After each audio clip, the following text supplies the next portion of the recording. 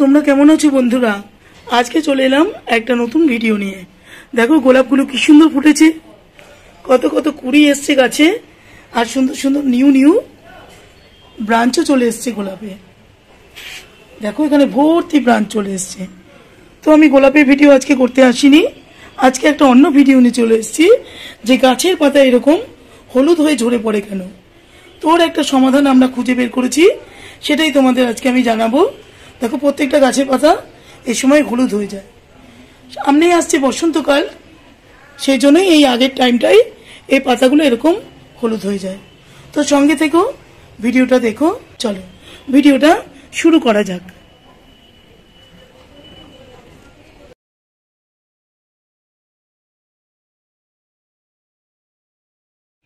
নমস্কার বন্ধুরা, আজকে চলে এসেছি একটা নতুন ভিডিও নিয়ে।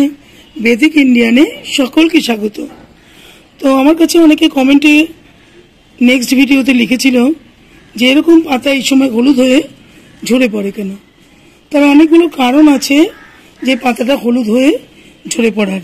গাছের পাতা বেশিরভাগ হলুদ হয়ে ঝরে পড়ে গেছে, এর কারণ তারাই বলতে পারবে যারা গাছে খুব কাছাকাছি থাকে। তো পুরো ব্যাপারটা বুঝতে পারবে, সেই মতো ব্যবস্থা নিতে পারবে। তো এই প্রসঙ্গে কতগুলো কথা বলি। শীতের সময় কিন্তু এরকম পাতা দেখো, প্রত্যেকটা পাতা দেখতে পারবে হলুদ হয়ে দেখো ধরছি আলগা হয়ে এভাবে পড়ে যাচ্ছে। তো এর মধ্যে এটার সমাধান বা কি, আর কি বা আমরা করতে পারি যার জন্য এই যে পাতাগুলো সব হলুদ হয়ে ঝরে পড়ছে। শুধু জবা গাছ না, প্রত্যেকটা গাছই এখন এরকম অবস্থা। তো শীতের সময় গাছের পাতা হলুদ হয়ে ঝরে পড়ে, দেখুন গাছের চেহারা এরকম অবস্থা থাকে। তো এই সমাধানটা খুঁজে চলো আমরা বের করি যে এভাবে কিভাবে আমরা এটার সমাধান করতে পারি। গাছে যেরকম জল দেওয়া দরকার, জল যদি বেশি হয়ে যায় তাও ক্ষতি হয়ে যাবে, আর জল যদি কম হয় তাহলে ক্ষতি হয়ে যাবে। তো দেখতে হবে, এটা খুব খেয়াল করতে হবে গাছে টবের মাটিতে জল যেন বেশি না হয়ে যায়। গাছের খাবার তৈরির জন্য দেখো সূর্যের আলো অধিক পরিমাণে এখন প্রয়োজন, তা সকলেই আমরা জানি। কিন্তু গাছ যদি ছায়াযুক্ত জায়গায় থাকে তাহলে কিন্তু গাছ খাবার তৈরি করতে পারে না। কাজেই দেখো পাতাগুলো এভাবে হলুদ হয়ে যায়। এরও একটা কারণ থাকতে পারে, সূর্যের আলোর পাশাপাশি টবের মাটিতে যে জৈব বা রাসায়নিক খাবার দেওয়া হোক না কেন তা যেন কখনো বেশি না হয়ে যায়, তাহলে মাটি টক্সিক হয়ে উঠবে আর তার এফেক্ট গাছের পাতার উপরে পড়বে। তাই গাছের বয়স বুঝে সবসময় আমাদের সার প্রয়োগ করতে হবে। আবার খাবারে যদি নাইট্রোজেন, আয়রন, ম্যাগনেসিয়াম, সালফার, নানা পুষ্টি মৌলের অভাব থাকে তাহলেই কিন্তু গাছের পাতা হলুদ হয়ে যায়। এসবের পাশাপাশি ঋতু পরিবর্তনের কারণে গাছ কিন্তু স্ট্রেসের মধ্যে দিয়ে যায়। তাপমাত্রার হেরফের কারণে পাতাগুলো হলুদ হয়ে যায়, এরকম হলুদ বর্ণ হয়ে যায়। এইসব সমস্যা বছরে যে কোনো সময় হতে পারে। তো শীতের সময় পাতা বেশিরভাগ ঝরে দেখো পড়ে যায়, কারণ হলো অতিরিক্ত ঠান্ডা হওয়ার কারণে মাটির কার্যক্ষমতা কমে যায়। তাই টবের মাটিতে পর্যাপ্ত খাবার থাকা সত্ত্বেও তা নিতে পারে না, ফলে পাতা হলুদ হয়ে যায়। গাছ শুকোতে শুরু করে, গাছের বৃদ্ধি পুরোপুরি থমকে যায়। এবার জেনে নেব এইসব সমস্যার সমাধান আমরা কি করে করতে পারি। 1 নম্বর দেখো, মাটি আমাদের সবসময় এরকম হালকা রাখতে হবে। টবের মাটি কখনো যেন টাইট না হয়ে যায়। মাঝে মাঝে একটুখানি কিছু দিয়ে মাটিটাকে খুঁচিয়ে হালকা করে দিতে হবে, যাতে মাটিতে হাওয়া চলাচল করতে পারে। মাটি তৈরির সময় কিন্তু বিশেষ নজর দিতে হয় যাতে টবের মাটি হালকা হয়। এরকম জিনিস দিয়ে মাটিটাকে তৈরি করতে হয়।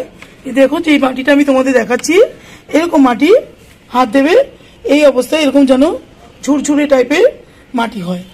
গার্ডেন সয়েল, বালি আর কোকোপিট মিশিয়ে যদি তোমরা এরকম মাটি তৈরি করতে পারো তাহলে মাটি কিন্তু এরকম ঝুরঝুরে হয়, আর এর মধ্যে সহজেই বাতাস চলাচল করে, আর খুব সুন্দরভাবে শিকড়গুলো হাওয়া চলাচলের জন্য ভালো থাকে।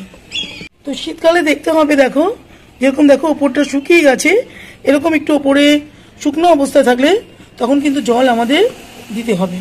যদি প্রয়োজন মতো শীতকালে আমরা জল কম দিই তাহলে কিন্তু পাতা হলুদ হয়ে ঝরে পড়ে। শীতকালে সূর্যের তাপ কম থাকার জন্য গাছের শিকড় দুর্বল হয়ে থাকে। দুর্বল হওয়ার কারণে মাটিতে আমরা যদি খাবার না দিয়ে NPK জলে গুলে দিতে পারি তরল সার হিসাবে, তাহলে কিন্তু খুব ভালো হয়। তাহলে গাছে খুব তাড়াতাড়ি করে খাবারটা নিয়ে নেয় আর খুব সুন্দরভাবে গাছ বেড়ে ওঠে। সেই সাথে দেখো এরকম মাইক্রো নিউট্রিয়েন্টস তোমরা ব্যবহার করতে পারো, যার মধ্যে আয়রন, জিঙ্ক অবশ্যই থাকবে।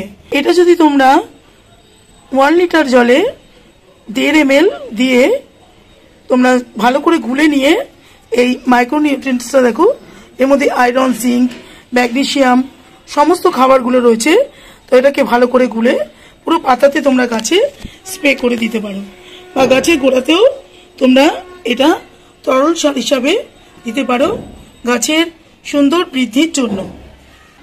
কিচেন কম্পোস্ট বা দেখো সর্ষের খোলও দিতে পারো, এখানে চায়ের লিকারও এইভাবে গাছের গোড়াতে দিতে পারো তরল সার হিসাবে। এতে গাছের খুব সুন্দর বৃদ্ধি হবে। এই দেখেন যেখানে আমি চায়ের লিকার দেখো রেডি করে রাখি, কলার খোসা দেখো রেডি করে রেখেছি, এবং কলার খোসা ভেজানো থাকে। শীতকালে আমি এই তরল সার হিসাবে গাছে ব্যবহার করি গাছের বৃদ্ধির জন্য। তো প্রচুর পরিমাণে ফুল আসে এটা দিলে, এবং ফেব্রুয়ারি মার্চের মধ্যে সমস্ত গাছে ফুল আসে। এই হিসাবেও তোমরা এই তরল সারটা দিতে পারো। বা এই চায়ের লিকার দেখো এখানে করে রেখেছি, এটাও তোমরা সুন্দর করে 15 দিন অন্তর বা 10 দিন অন্তর পুরো গাছের গোড়াতে ইউজ করতে পারো। এইটা খুব সুন্দর একটা ব্যবস্থা। গাছের পাতা বেশিরভাগ ভালো থাকবে, হলুদ হয়ে ঝরে পড়ে যাবে না। এই সময় গাছের পাতা, প্রত্যেকটা গাছের পাতা দেখবে হলুদ হয়ে ঝরে পড়তে দেখা যায়। এতে চিন্তার কোনো কারণ নেই। গাছ এখন এই সময় একটু রেস্টের কারণে গাছকে রেস্ট দিতে হয় অ্যাকচুয়ালি, তাহলেই গাছের সামনে যে বসন্তকাল আসছে তাতে ফুল ফল নিয়ে গাছ আবার নতুনভাবে সেজে ওঠে। তো এই পাতা যে হলুদ হয়ে যাওয়া এটা প্রাকৃতিক নিয়মে হতে থাকে, এগুলো তো হতেই থাকবে। দেখো প্রত্যেকটা পাতা হলুদ হয়ে যেরকম টানছি আমি ঝরে পড়ে যাচ্ছে, তো এরকম তো হবেই। সামনের দিনে গাছ আবার সুন্দর করে সেজে ওঠে। সামনে বসন্ত আসছে, এরকম পুরনো পাতা ঝরে নতুন পাতা প্রতিটা গাছে আবার তৈরি হয়ে যায় প্রাকৃতিক নিয়মে, আর ফুলে ফলে আমাদের ভরিয়ে দেয়। দেখো এখানেও কচি পাতা এখানে চলে এসেছে গাছে। তো এরকম সুন্দর সুন্দর পাতা ঝরে না গেলে তো কচি পাতার আগমন আমাদের গাছে আসবে না। তার সাথে ফুলে ভর্তি হয়ে যাচ্ছে, ফুল থেকে আবার ফলও তৈরি হয়ে যাবে কিছুদিনের মধ্যেই। তো এটা নিয়ে চিন্তার কোনো কারণ নেই। আমাদের তার জন্য 12 মাস প্রত্যেকটা গাছকে নিখুঁতভাবে যত্ন পরিচর্যা করতে হবে। যত্ন পরিচর্যা করলে সেই গাছের নিয়মে গাছ বড় হবে, ফুল দেবে, ফল দেবে, সুন্দরভাবে গাছ বেড়ে উঠবে প্রত্যেকটা গাছ।